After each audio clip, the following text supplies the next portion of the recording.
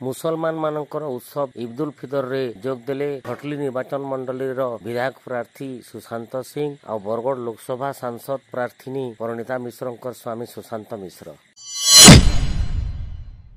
जुहार कुशल संवाद के आपण मन को स्वागत।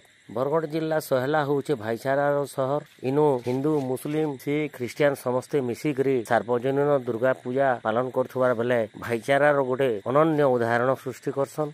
हेंता एवं मुसलमान भाई मानकर उत्सव इब्दुल फितर रे मुसलमान भाई मान को जयकरी अभिनंदन और शुभेच्छा जणाइथिले पूर्वतन मंत्री तथा भटली निर्वाचन मंडलीर विधायक प्रार्थी सुशांत सिंह और लोकसभा सांसद प्रार्थीनी परिणीता मिश्र स्वामी सुशांत मिश्र।